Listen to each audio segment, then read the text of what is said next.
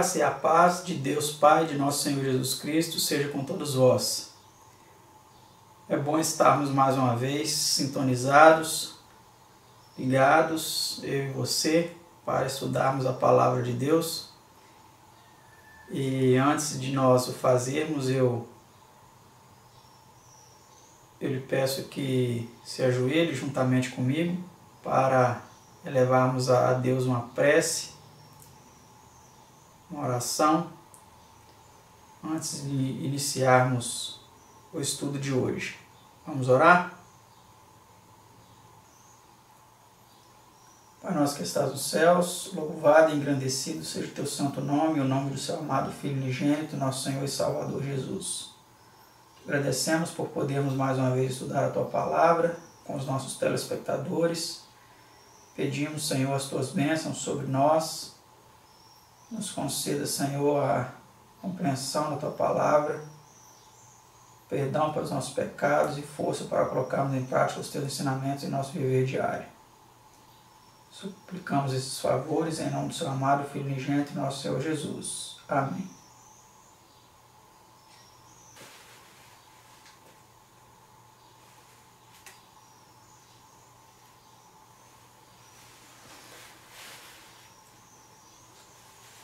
Hoje vamos estudar o tema de número 23, a aceitação da parte de Deus. É um tema composto por 16 perguntas e respostas. Não é um tema muito longo, né? E a pergunta de número 1, ela diz assim: em quem nos fez Deus aceites? Vamos ver a resposta. Bendito o Deus e Pai de nosso Senhor Jesus Cristo, o qual nos abençoou com todas as bênçãos espirituais em Cristo, como também nos elegeu nele para louvor da glória de sua graça, pela qual nos fez aceitáveis a si no amado. Efésios 1, 3 a 6. Dizem outras versões, aceitos no amado. Então, Deus nos fez aceites através de seu amado Filho, né? Unigênito, nosso Senhor Jesus. Vamos para a pergunta 2, que diz assim: que grande dom nos advém mediante nossa aceitação de Cristo? A resposta diz assim: porquanto a vontade daquele que me enviou é esta, que todo aquele que vê o Filho e crê nele tenha a vida eterna, e eu o ressuscitarei no último dia. São João 6,40, vê também São João 17,2. Então, esse aqui é o dom, né? O dom da vida eterna. Pergunta 3. Qual a primeira e primária demonstração de nossa aceitação por parte de Deus? A resposta diz assim: se recebemos o testemunho dos homens, o testemunho de Deus é maior, porque o testemunho de Deus é este, que de seu Filho testificou, e o testemunho é este, que Deus nos deu a vida eterna, e esta vida está em seu Filho. 1 São João 5, 9 a 11. Então, a vida eterna, o dom da vida eterna que Deus nos outorgou por meio de Cristo, né, está em seu Filho Jesus Cristo. Aí nosso estudo tem essa nota que diz assim: a base primária de toda a fé e aceitação é a palavra de Deus, aquilo que o próprio Deus disse.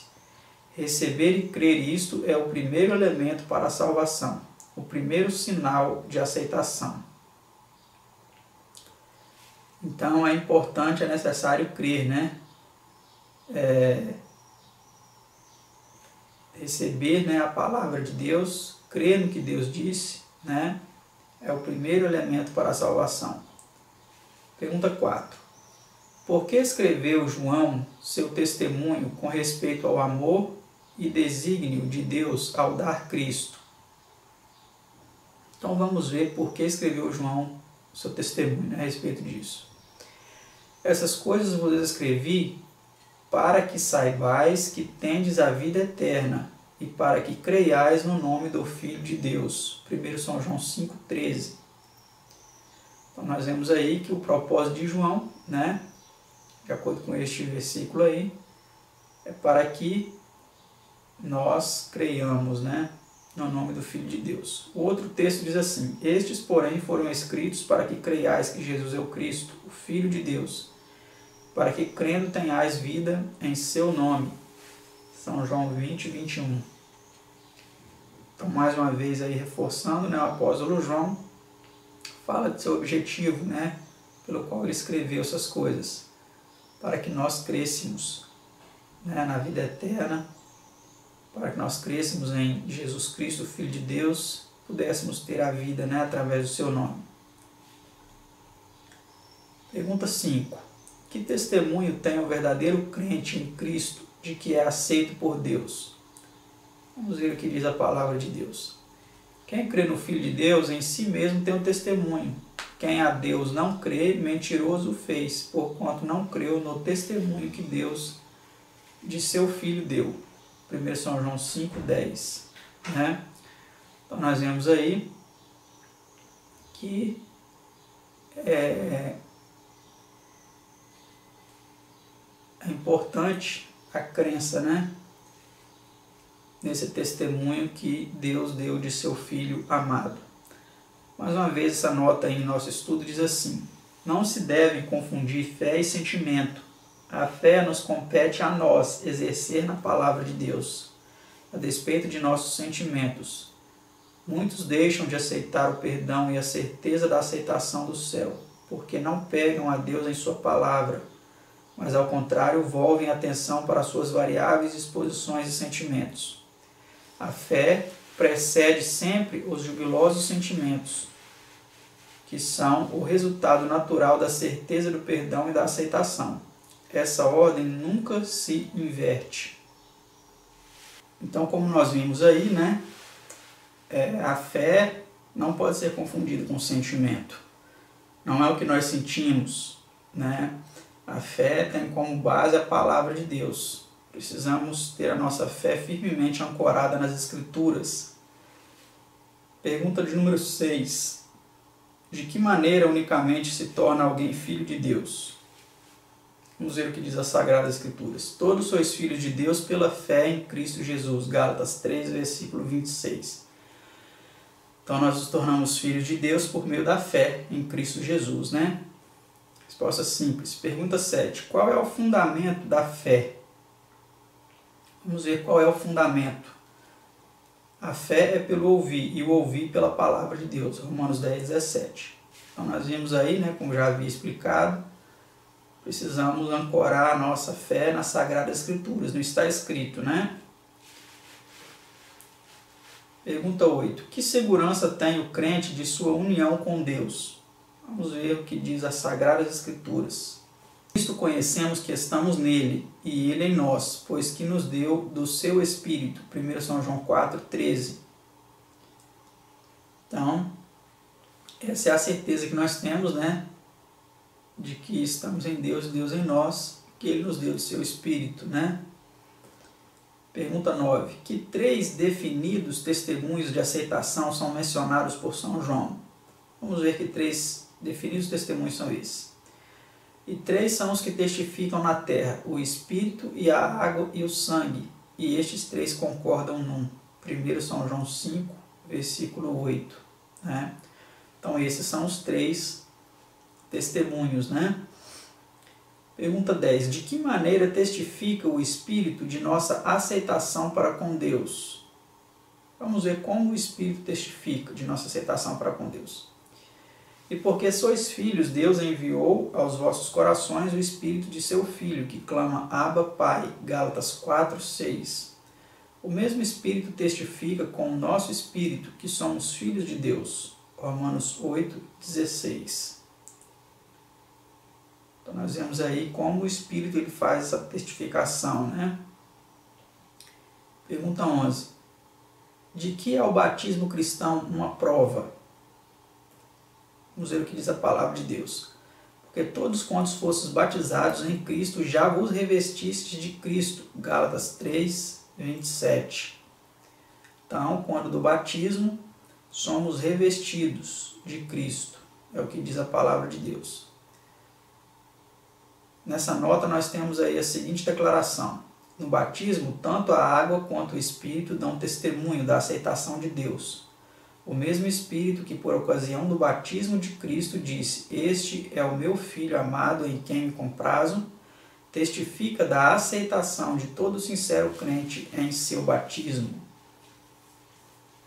Então, este é o Espírito, né, que testifica da aceitação do sincero crente, né, quando da ocasião do seu batismo. Tanto foi o Espírito que testificou no batismo de Cristo, quanto é o Espírito que testifica no batismo de cada crente. Pergunta 12. De que testifica o sangue de Cristo? Agora vimos a testificação do Espírito, vamos ver agora a testificação do sangue de Cristo. A palavra de Deus diz assim: estas coisas vos escrevemos para que o vosso gozo se cumpra. Se andarmos na luz, como Ele na luz está, temos comunhão uns com os outros, e o sangue de Jesus Cristo, seu Filho, nos purifica de todo pecado. 1 São João 1, 4-7. Em quem temos a redenção pelo seu sangue, a remissão das ofensas. Efésios 1, 7. Vê também Apocalipse 1, 5-6. Então nós vemos aí que o sangue, ele testifica aí também quanto ao perdão, né? A purificação dos pecados. Pergunta 13.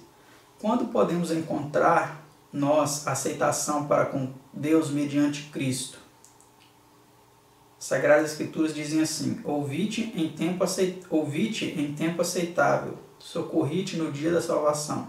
Eis aqui agora o tempo aceitável, eis aqui agora o dia da salvação. 2 Coríntios 6, verso 2.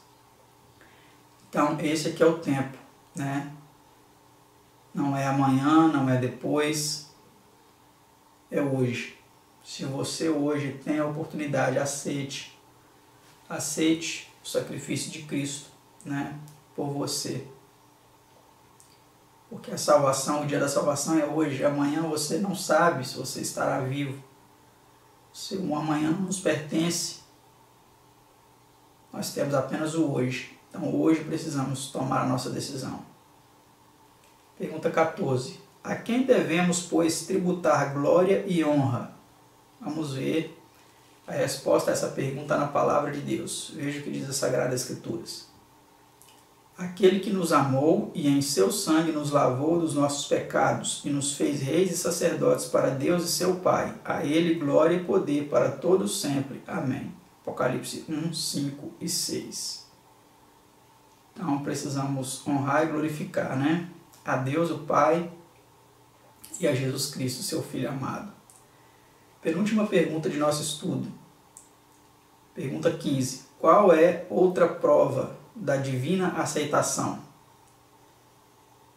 Nós sabemos que passamos da morte para a vida porque amamos os irmãos. 1 São João 3, versículo 14.